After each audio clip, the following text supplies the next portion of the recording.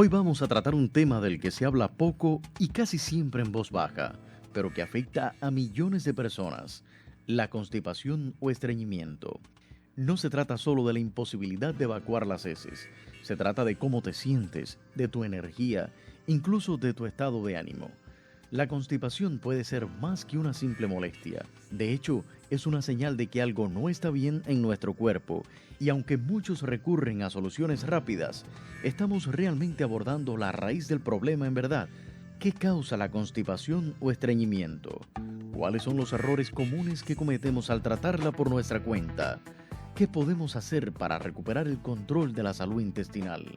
Hoy en Mitos de la Salud, dialogamos sobre constipación con Vivian García y una voz autorizada de la coloproctología, especialidad médica que trata las enfermedades del colon, el recto y el ano. Gracias, Giancarlos, por tu presentación y buenas tardes. Bienvenidos a Mitos de la Salud, el programa donde se dan la mano mente y corazón. Ya está adelantado el tema que ocupará los aproximadamente 45 minutos que dura nuestro espacio, y esa voz autorizada de la coloproctología en Cuba es nada más y nada menos que la doctora Mayra Moreno, que regresa al set de Mitos de la Salud y que todo nuestro equipo agradece enormemente por extender su larga jornada de trabajo. Bienvenida, doctora, y muchísimas gracias por aceptar nuestra invitación. Gracias, Vivi. Gracias por la oportunidad nuevamente. Empecemos, doctora Mayra, por lo básico. ¿Cómo definir, de manera que podamos todos entender, desde el punto de vista médico, el tema de la constipación o estreñimiento? Digamos que este concepto ha cambiado en los últimos años. Sí, a ver, primeramente vamos a empezar diciendo que el estreñimiento no es una enfermedad. El estreñimiento es un síntoma que acompaña algunas enfermedades o que puede estar presente en un paciente sano o no. Se considera estreñimiento, o según las viejas escuelas, las viejas normas de cirugía, hablaban de que estreñimiento era cuando una persona tenía deposiciones menores a 3 veces a la semana. Esos eran los criterios antiguos. Los criterios de Roma actualizados lo que hablan es de que no solamente se va a hablar de la cantidad de deposiciones que se tenga a la semana o la frecuencia con la que se vaya al baño en la semana, sino también se va a hablar de la calidad de las heces, de inclusive el trabajo que pase la persona para la hora de defecar, las molestias, la sensación de recto ocupado. Es decir, que eso viene a definir un poco el concepto de constipación o estreñimiento. Pero ¿cuál es el ritmo normal, por ejemplo, de nuestro intestino? Normal en medicina es relativo. En medicina 2 más 2 no es 4, porque varía en dependencia de cada persona, de las enfermedades de base de cada persona. Pero lo normal, según la bibliografía actualizada, es que una persona pueda ir 3 veces al baño en una frecuencia de 3 veces a la semana, ¿sabes? Vendría siendo por día 3 veces y por semana más de 3 veces a la semana. ¿Pero se considera normal una persona que va todos los días, aunque sea una vez? Sí, claro. Ya, claro. Como usted dice, 2 más 2 no es 4. Y tiene que ver más con la calidad de esas heces y también del esfuerzo que dedicamos para hacer nuestras necesidades. Exacto. Bueno, vamos a desentrañar uno de los tantos mitos que existen relacionados con la constipación o el estreñimiento. El uso excesivo de laxantes crea dependencia. ¿Esto será cierto, será falso, será mito o será realidad? 24 45 34 47, el canal telefónico que lo conecta con nuestro colectivo de trabajo, y ahora mismo vamos a exteriores con Giancarlos Cobas. Adelante.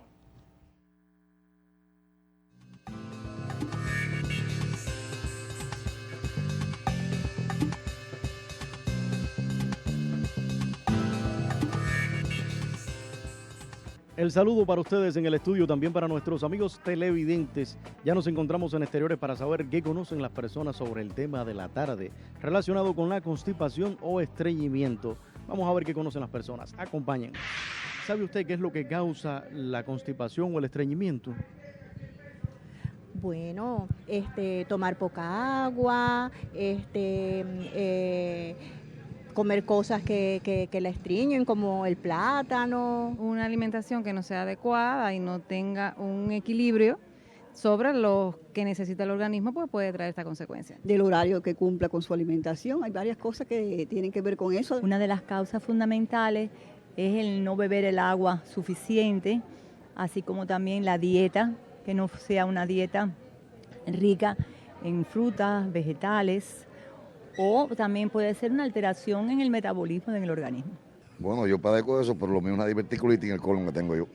¿Y sabe por qué otra causa pudiera ser?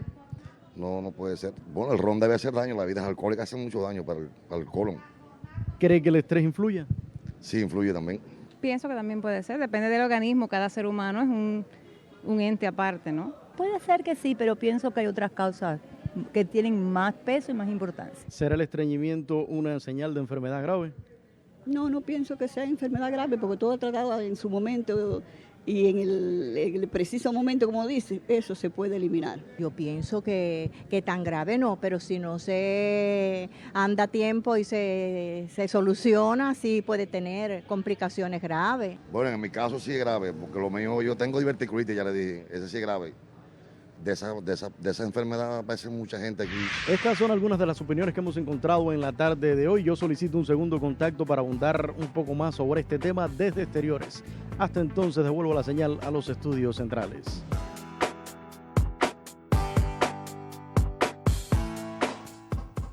Gracias, Giancarlos, gracias. Interesante las opiniones de algunos de nuestros seguidores.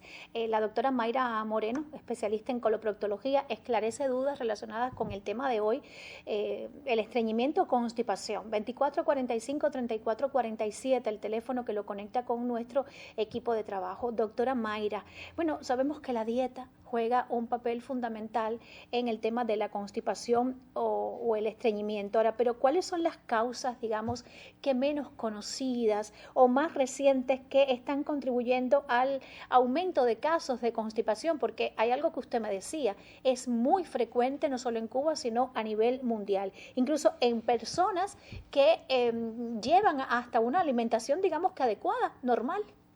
Sí, a ver, puede ocurrir, hay enfermedades, hay situaciones, inclusive hay fármacos. Vamos a empezar hablando de los fármacos. Ajá. Hay fármacos que pueden propiciar el estreñimiento. Estamos hablando de antidepresivos, de esteroides, estamos hablando de analgésicos, de los derivados del hierro, los sulfatos de hierro. Estamos hablando también hay algunas enfermedades como enfermedades neurológicas, hablamos del Parkinson, hablamos de la esclerosis múltiple, hablamos de alguna enfermedad cerebrovascular que haya dejado alguna secuela. Hablamos también de enfermedades que causen debilidad del suelo pélvico y esto imposibilita la contracción y disminuye la posibilidad de la contractura a nivel de los esfínteres. Y sí, entonces estas son otras enfermedades que pueden estar asociadas. También se habla del hipertiroidismo o de inclusive de las mujeres que son operadas y se le hace radical de tiroides. Que afecta también, o sea, puede ser causa de estreñimiento, claro. Incluyendo, como decían algunos televidentes, la dieta, la ingesta de agua, ¿verdad?, de líquidos. Sí, estos factores de los que estoy hablando son factores que no tienen nada que ver con la dieta ni con la ingesta de líquidos. Son factores que pueden hacer que una persona tenga este síntoma sin necesidad de tener una dieta desequilibrada o de tener una dieta baja en fibras ni de otra índole. ¿Guarda alguna relación, doctora Mayra Moreno, la frecuencia de las deposiciones con la constipación o con el estreñimiento? Le pregunto porque hay personas que creen que es normal, por ejemplo, evacuar todos los días, porque si la persona no lo hace, se estreñe, o que siempre debe ser, por ejemplo, a la misma hora, habituarte para que de esta manera evites el estreñimiento. ¿Tiene alguna relación con la causa? Bueno, hablábamos de que lo normal, entre lo que se habla de parámetros normales, está desde hacerlo 3 veces al día, durante todos los días, que superen las 3 veces a la semana. Hay que hablar de los horarios y eso, porque sí es importante. En el organismo ocurre algo a la hora de despertarnos, que es cuando tragamos saliva, cuando abrimos los ojos y tragamos saliva, el cerebro manda una señal al intestino grueso que se llama reflejo gastrocólico. Automáticamente es como si empezara a andar todo el engranaje del intestino grueso y esto favorece la defecación. Por eso nosotros recomendamos que lo ideal es que al despertarse, mientras se preparan las cosas, antes del desayuno y todo, uno coja ese horario porque es el horario en el que el organismo está mejor preparado y además el cerebro está mandando la señal al órgano y le está diciendo, tienes que hacer esto, ¿sabes? Esto ya empezó, ya arrancó el día, esto es lo que hay que hacer. Qué bueno, es importante que lo explique así porque incluso son hábitos que podemos ir inculcando desde los primeros años de vida. Claro. Con nuestros niños. Doctora, se habla mucho de la microbiota intestinal. ¿Cómo influye el equilibrio de nuestras bacterias intestinales con la constipación? Tiene mucho que ver. Microbiota, como usted hablaba, se refiere al hecho de las bacterias que forman parte del intestino. Estas bacterias se encargan de la fermentación de la fibra, por tanto, se encargan de lo que es la salud correcta del intestino grueso y de su motilidad. Por tanto, cuando hay un déficit o hay algún factor que alterna la microbiota, la motilidad del intestino se va a ver visto afectada. En los últimos años, bueno, preparándome incluso para este programa con usted, he visto varios artículos que hablan de esa conexión entre nuestro cerebro y el intestino. ¿Cómo afecta, por ejemplo, el estrés, la ansiedad, las preocupaciones con nuestra función intestinal de manera, digamos que evidente, doctora? ¿Hay una conexión? Sí, hay una conexión real. Inclusive los pacientes se refieren de que sí, cuando están estresados les es más difícil ir al baño. Es verídico. Entonces sí, hay estudios recientes que demuestran que factores como el estrés o algún factor hormonal pueda dañar la microbiota, se afecta y de alguna forma entonces la motilidad del intestino se ve afectada y por tanto el paciente puede tener constipación. Entonces sí hay una conexión entre el estrés, la ansiedad y la constipación. Hablábamos ahorita de causas. ¿El tabaquismo puede ser causa de constipación? ¿El alcoholismo, por ejemplo, el consumo de bebidas alcohólicas? No, ninguna de las dos. No está comprobado que... Lo que pasa es que siempre hacemos énfasis en las consultas.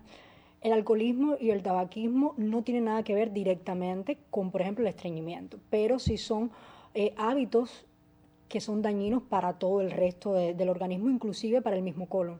El colon, que es el intestino grueso, se encarga de la absorción del agua del organismo. Entonces, dañar el colon, por tanto, dañaría de alguna forma tu salud y la motilidad de tu intestino. Por tanto, estarías dañándote y pudiendo provocar el estreñimiento. ¿Existe alguna predisposición genética, doctora Mayra, a padecer de estreñimiento? O sea, por lo general hay familias en que casi todos pues padecen de algún tipo de constipación. ¿Eso es normal? ¿O digamos que tiene que ver más con los hábitos personales que desde la primera edad se van inculcando? No hay ningún estudio que hable de predisposición genética, pero es una realidad. Si una familia viven en la misma casa, ingieren los mismos alimentos y tienen los mismos horarios, pues bueno, ahí está lo que hay que corregir. Ya, ahí puede estar la causa de la constipación. 2445-3447, el canal telefónico que lo conecta con su programa Mitos de la Salud, el espacio donde se dan la mano mente y corazón y que hoy aborda el tema de la constipación o estreñimiento. Vamos a darle paso a nuestro querido amigo y colega, el neurocirujano Leonel Céspedes, y su segmento dedicado a abordar temas de una manera muy especial relacionados con nuestra salud. Ese mediquito. Buenas tardes. Imagina una historia en la que empieza sin que te des cuenta. No hay música de suspenso, no hay aviso, no hay dolor. Solo la vida normal. Tu vida fluyendo como siempre. Pero en algún momento, una instantánea de confianza, de cercanía, de intimidad, algo invisible decide entrar en tu cuerpo.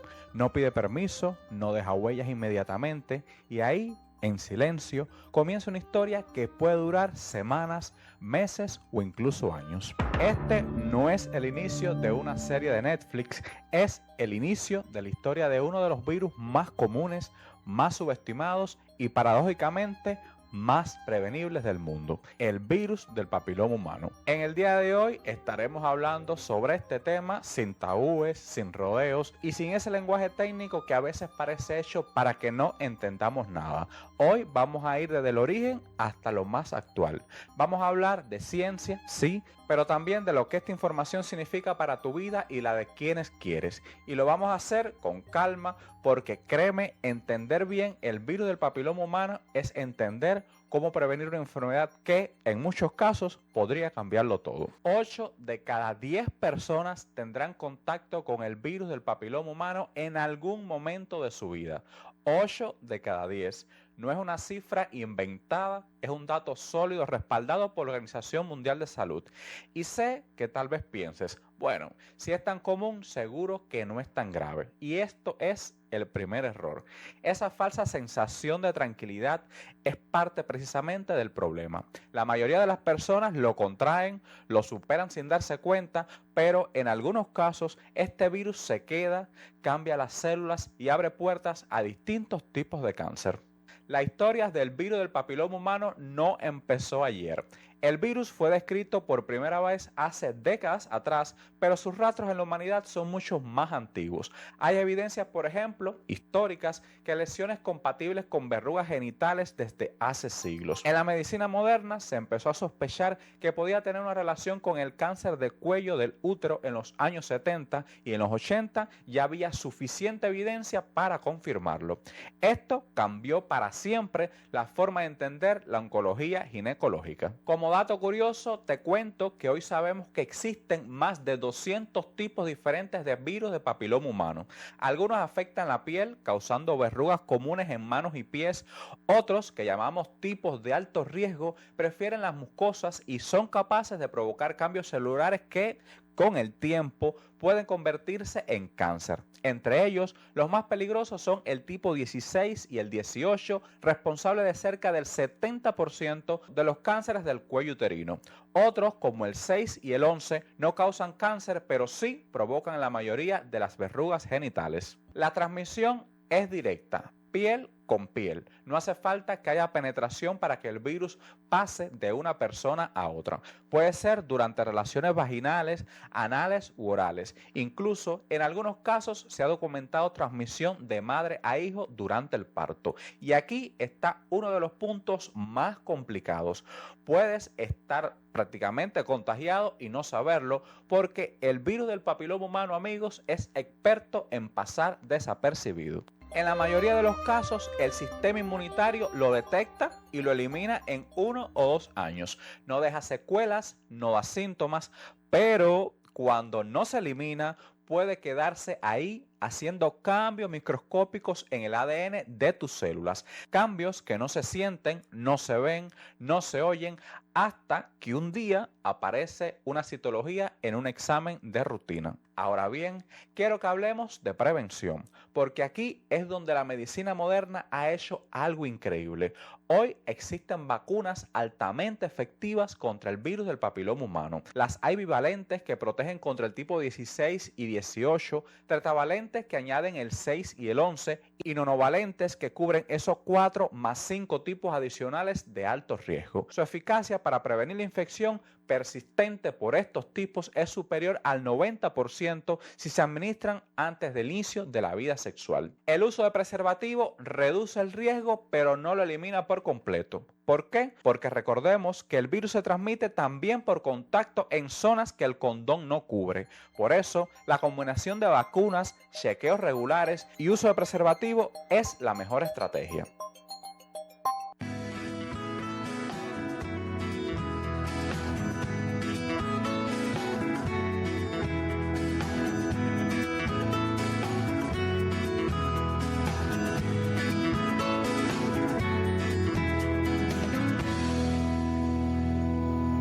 Mitos de la Salud continúa dialogando con la doctora Mayra Moreno, especialista en coloproctología, toda una voz autorizada que aborda un tema bastante importante que a veces ignoramos por prejuicios y lo vamos dejando pasar y está ahí afectando a muchas personas en el mundo. Pero interesante el tema que acaba de abordar el doctor Leonel Céspedes, Mayra, porque incluso en su consulta es frecuente también la presencia de este virus. Sí, muy interesante. Inclusive yo diría que es uno de los temas que hay que tratar, no solamente aquí, sino en todos los espacios posibles. El virus del HPV, como bien decía el médico, explicaba, es el causante de muchos tipos de cáncer. Principalmente hablaba de cuello uterino, pero también estábamos hablando de lo que es margen anal, canal anal y recto bajo. Así que el HPV es un virus que afecta a una población muy grande, Sí. pero que también abarca muchas especialidades, porque hay muchos sistemas que se afectan con este virus. Él hablaba de 8 de cada 10 personas, pero usted dice que hasta vez un poquito más. En Cuba más. En Cuba más. En Cuba más, porque él hablaba de la vacunación. Cuba no tiene sistema de vacunación contra el virus. En los países del primer mundo se vacunan a los niños antes de comenzar las relaciones sexuales de 10 a 12 años, hembras y varones. Cuba no tiene. Así que, por lo tanto, si las estadísticas del primer mundo hablan de 8 de cada 10 personas, en Cuba estamos hablando de casi 10 de 10.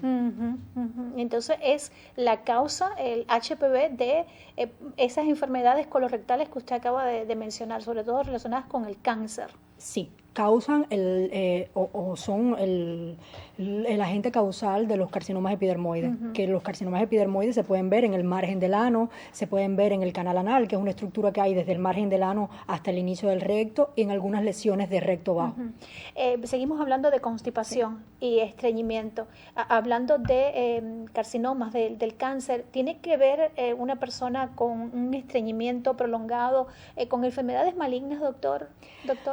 No hay estudios que demuestren que el estreñimiento esté asociado 100% al cáncer de colon, pero cuando una persona empieza a notar cambios en el hábito defecatorio, sí podemos estar hablando de un factor obstructivo, sí podemos estar hablando de que hay un tumor que aparece y que entonces hay que empezar a estudiar y hay que empezar a notar y a coger una conducta correcta, no, como hablábamos, no quedarse a tomarse remedios y cosas, sino empezar a estudiarse, porque realmente esto es un primer indicio de una lesión. ¿Esas pudieran ser complicaciones a largo plazo que podría traer un estreñimiento prolongado, doctora Mayra?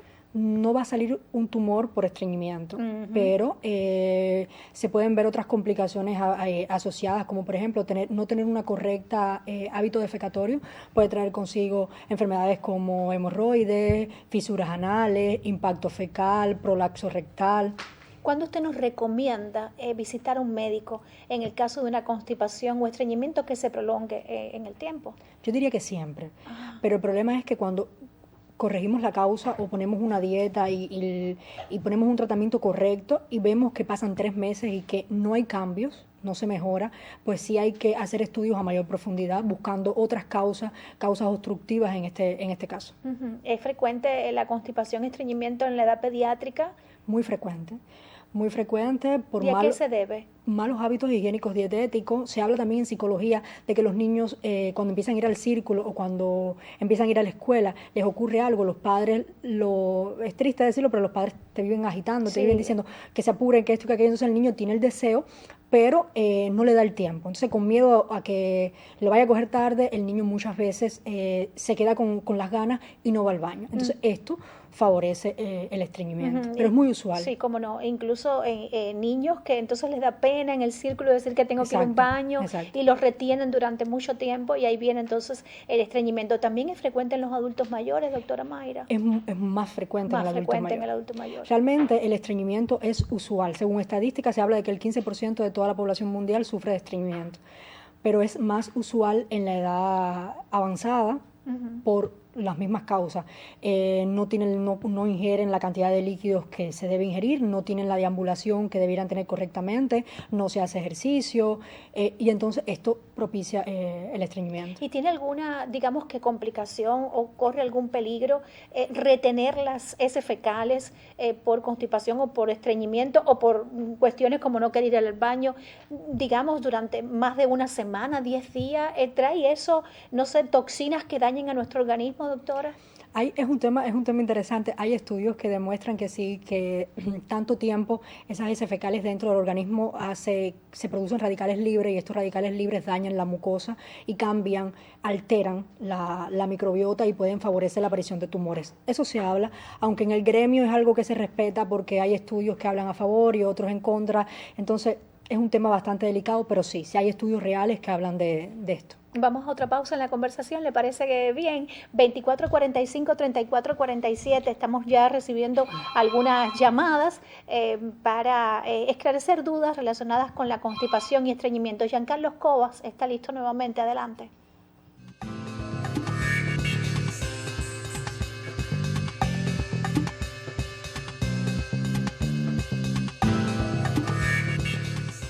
El saludo reiterado para ustedes en el estudio. Ya nos encontramos nuevamente en Exteriores con otras preguntas sobre el tema de la tarde relacionado con la constipación o estreñimiento. Veamos qué más conocen las personas sobre este tema. Acompáñennos. ¿Cree que esos remedios caseros para el estreñimiento son seguros, son efectivos? Bueno, la medicina natural, que a veces decimos son remedios caseros y realmente es de la naturaleza donde extraemos fundamentalmente todo lo que puede viabilizar o garantizar a veces la buena salud, porque los medicamentos también tienen realmente un origen vegetal o general de la naturaleza, bien utilizados y con una persona que tenga conocimiento, puede en un momento determinado ser también factibles. Coger una botella de color ámbar, ponerla al sol entre 11 y 1 de la tarde y tomar esa agua cuando se refresca el otro día. Come platanito maduro temprano en la mañana, un vaso de agua al tiempo en la mañana también en la noche, eso alivia bastante. El consumo de la fruta bomba madura, los jugos de tamarindo, así son frutas que ayudan a este proceso. La hojita de tuatúa, que ya casi ni se ve, dice que sirve, si la cogen para arriba sirve para los granos, si la cogen para abajo y hacen los cocimientos sirven para el estreñimiento, la fruta bomba es muy buena, el mango. Yo desayuno mucho con fruta bomba, a ver, cosas que no sean, eliminé el frijol, por ejemplo, el potaje, todo eso eliminé por la acidez. En mi caso de la diverticulitis, que tengo estreñimiento. ¿Y crees que estos remedios caseros sean seguros, sean efectivos? Bueno, cuando son naturales y son plantas medicinales que conocemos o frutas que conocemos, pues claro que sí. La efectividad está en dependencia de la complicación que pueda tener.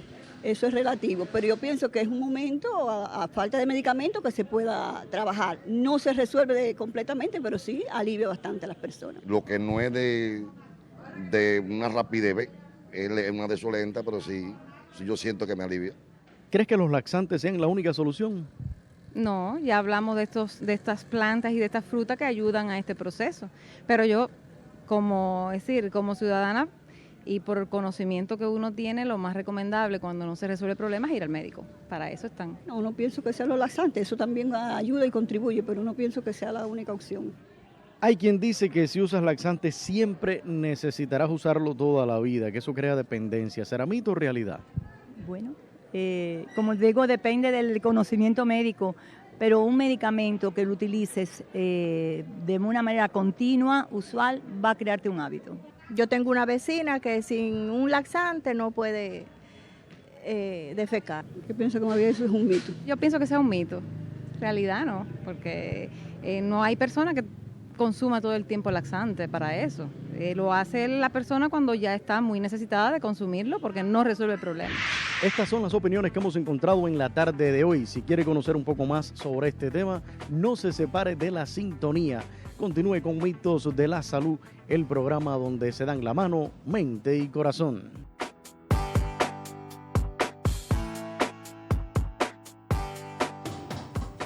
Gracias, Giancarlo. Muchísimas gracias. Interesante los criterios de algunos seguidores del programa. Vamos a contestar, a responder las preguntas de algunos televidentes que ya hemos recibido a través del 24 45 34 47. Alejandra Escalona le pregunta si el estreñimiento es normal en el embarazo. Es normal, porque ocurre un proceso hormonal y se altera la microbiota, como ya habíamos hablado anteriormente, y aparte de eso se comporta como un factor obstructivo. Se comprime el útero, el útero comprime el recto y por tanto sí hay dificultad para la evacuación de las heces. Sí. Antonio Quesada nos llamó, hace un momento usted hablaba de los adultos mayores, dice que si deben resignarse a vivir con estreñimiento los adultos mayores. No es tan así. Con una dieta correcta, con una deambulación correcta, con ejercicios, se corrige de verdad el defecto. Y evitando... Claro, en el caso de los adultos mayores, el estreñimiento. Sí, claro. Doctora, Marta Rodríguez le pregunta que si usted aprueba los remedios caseros para aliviar el estreñimiento. Incluso algunos participantes hoy han recomendado, han relacionado algunos remedios caseros. ¿Lo sugiere usted, doctora? No hay evidencia que demuestre que estos remedios ayudan realmente.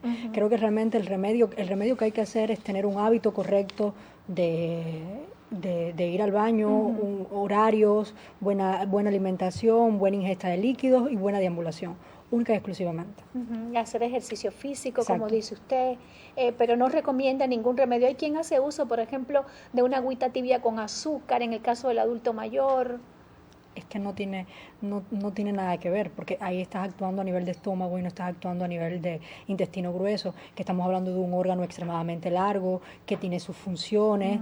La ingesta de agua única y exclusivamente es lo que podría favorecer en el caso de los remedios que hemos escuchado anteriormente. Sí, como la gente hace infusión, estás ingiriendo líquidos, Claro. te va a ayudar, exactamente. Bueno, Carlos Pérez le pregunta si el estreñimiento desencadena inevitablemente problemas de hemorroides.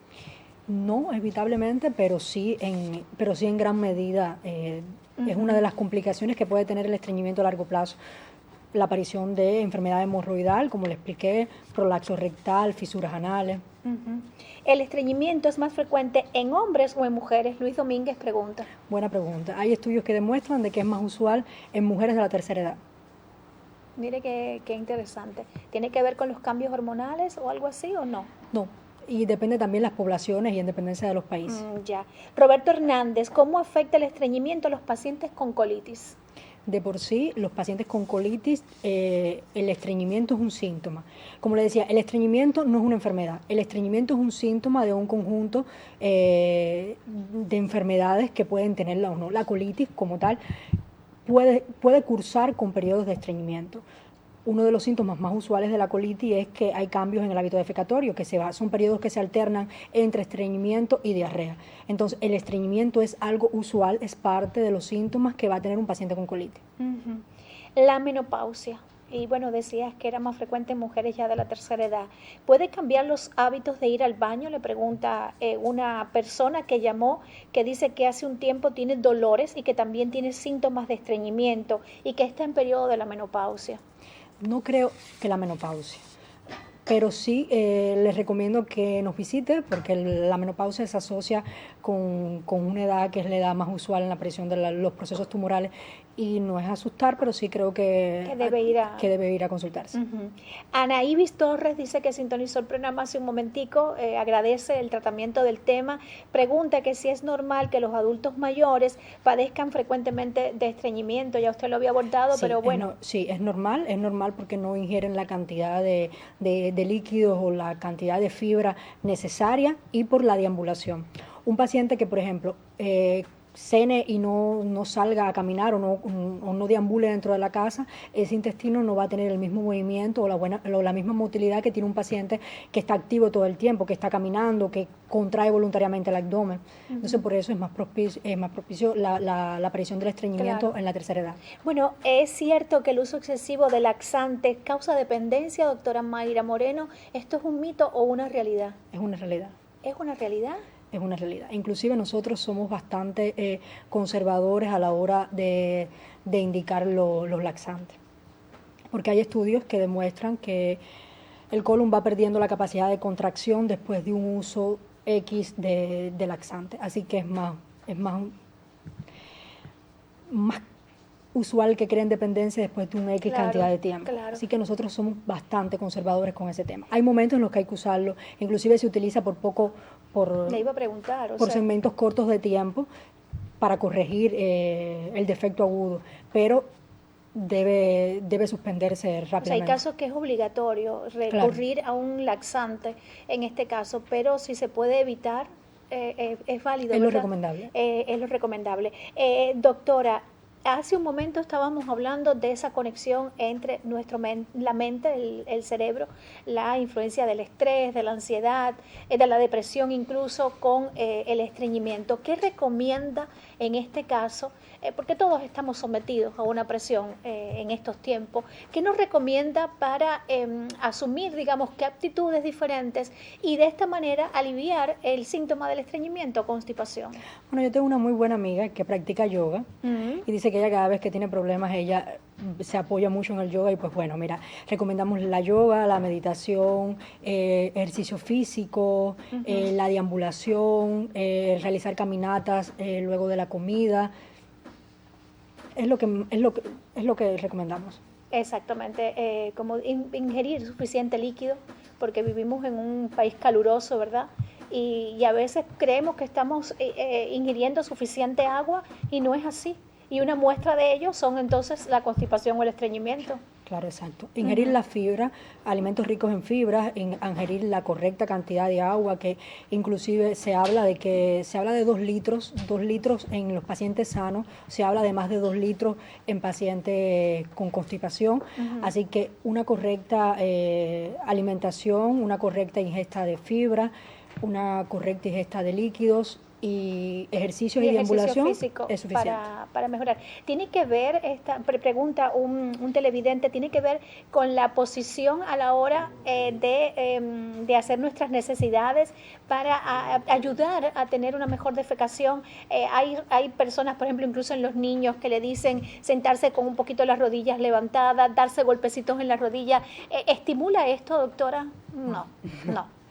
Bueno, gracias por acompañarnos. Ha sido un privilegio contar con su presencia. Espero tenerla en próximos espacios de Mitos de la Salud. Siempre que de padecimientos o enfermedades relacionados con la coloproctología, hablemos en Mitos de la Salud. Y a usted la invitación para el reencuentro dentro de 7 días. No olvide que en cuestiones de salud siempre habrá mitos que desentrañar. Buena tarde.